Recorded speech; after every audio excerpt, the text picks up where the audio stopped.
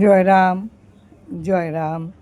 অক্ষয় তৃতীয়া ও শ্রী শ্রী রাম ঠাকুর। আজ ১৬ই বৈশাখ, ৩০শে এপ্রিল, বুধবার, পূর্ণ অক্ষয় তৃতীয়া। প্রথমেই জেনে নেওয়া যাক অক্ষয় তৃতীয়া কী। বৈশাখ মাসের শুক্লপক্ষের তৃতীয়া তিথিকে অক্ষয় তৃতীয়া বলা হয়। অক্ষয় শব্দের সাদামাঠা অর্থ হল যা ক্ষয়প্রাপ্ত হয় না। বৈদিক বিশ্বাস অনুসারে এই পবিত্র তিথিতে যে কোনো শুভ কার্য সম্পন্ন হলে তা অনন্তকাল অক্ষয় হয়ে থাকে। তাই এই দিনটিতে অনেকেই শুভ কাজের সূচনা করে থাকেন। কিন্তু এই অক্ষয় তৃতীয়া শ্রী শ্রী রাম ঠাকুরের আশ্রিতদের কাছে একটি বিশেষ মহত্বপূর্ণ দিন, কারণ ঠাকুরের জীবনের সাথে এই অক্ষয় তৃতীয়া তিথি ওতপ্রোতভাবে সম্পৃক্ত হয়ে আছে। ঠাকুরের জীবনের বহু অধ্যায় অক্ষয় তৃতীয়ার এই পুণ্য লগ্নে ঘটে, যা এক অবিস্মরণীয় বিরল দৃষ্টান্ত। এই তিথিতে শ্রী শ্রী ঠাকুর সূক্ষ্ম দেহে মাতৃগর্ভে প্রবেশ করেন। শ্রী শ্রী ঠাকুরের বয়স যখন মাত্র ৮ বছর, তার অল্প কিছুকাল পরে বৈশাখ মাসের শুক্লপক্ষের অক্ষয় তৃতীয়ায় অতি সূক্ষ্ম ও অতীন্দ্রিয় প্রক্রিয়ায় তার দীক্ষা হয়। তিনি দ্বিজ হন। আবার এক অক্ষয় তৃতীয়াতে ঠাকুর স্বপ্নে তার গুরুদেবের কাছ থেকে নাম দীক্ষা লাভ করেন। তারও কয়েক বছর পর, মাত্র 18 বছর বয়সে, গৃহত্যাগী ঠাকুর আসামের কামাখ্যায় সেই স্বপ্নে দেখা গুরুর অনঙ্গদেব যেদিন সাক্ষাৎ দর্শন পেয়েছিলেন, সেদিনটিও ছিল এক অক্ষয় তৃতীয়া তিথি। রাম ঠাকুর নিজেই তার ভক্ত শিষ্য অখিলচন্দ্র রায় মহাশয়কে জন্ম পূর্ব কথা প্রসঙ্গে বলেছিলেন, জন্ম অক্ষয়, এইটার ক্ষয় নাই, অক্ষয় হইয়াই আছে। জন্ম হইল অক্ষয় তৃতীয়ায়।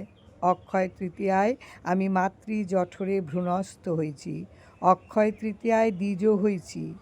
অক্ষয় তৃতীয়ায় সূক্ষ্মে দীক্ষা লাভ হইছে। আবার দীক্ষার পর এক অক্ষয় তৃতীয়ার মধ্যে আইলে পরের অক্ষয় তৃতীয়ায় কামাখ্যা পাহাড়ে স্থূলভাবে গুরুদর্শন লাভ হইছে।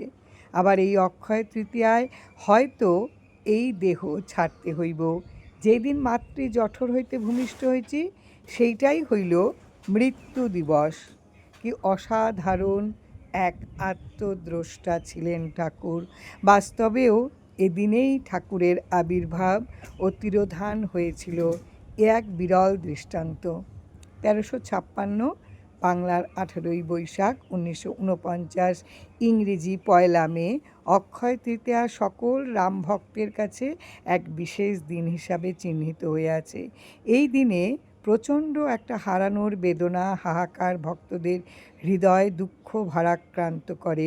ওই দিন দুপুর 1:30 নাগাদ চৌমুহনীর এক বাংলোতে ভক্তগণ তাদের পরম আরাধ্য দেবতা নররূপী সত্যনারায়ণ শ্রী শ্রী রামচন্দ্রদেবকে 90 বছর বয়সে হারিয়েছিলেন।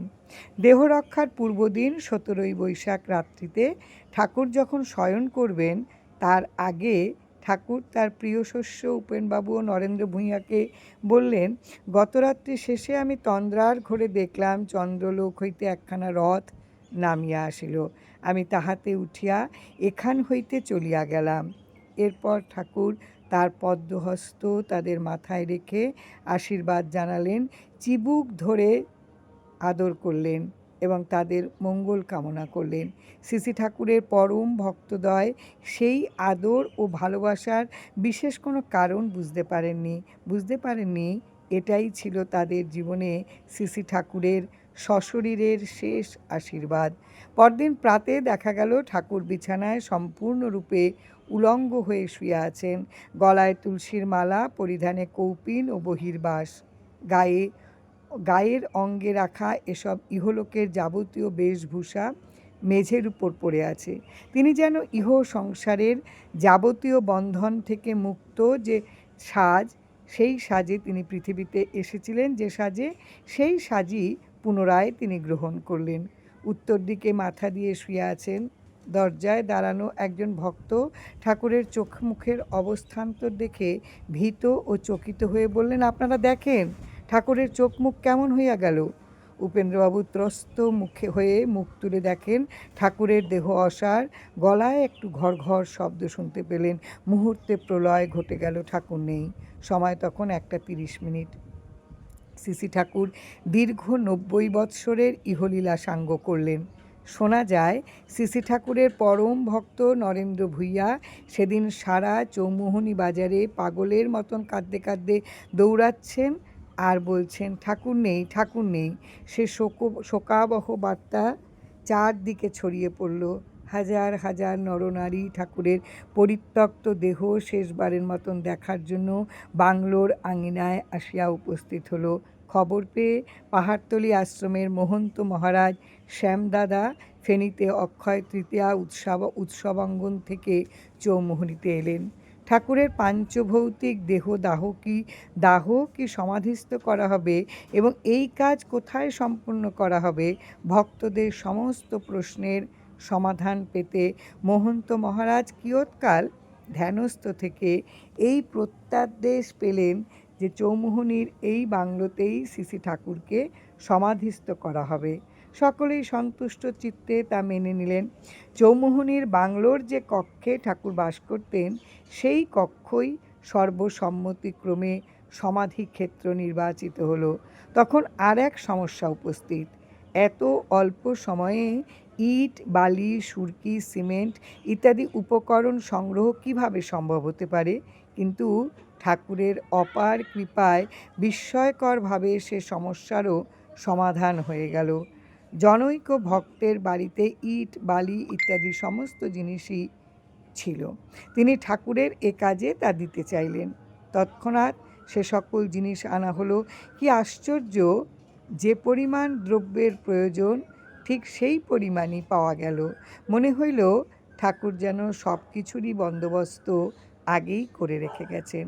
4 হাত দীর্ঘ, 4 হাত প্রস্থ ও 4 হাত গভীর এক গর্ত খনন করে ঠাকুর যে খাটে, যে শয্যায়, যে মশারির নিচে শয়ন করতেন সে সব জিনিসসহ ভক্তগণ বাঞ্ছিত সে পবিত্র দেহ সমাধিস্থ করেন।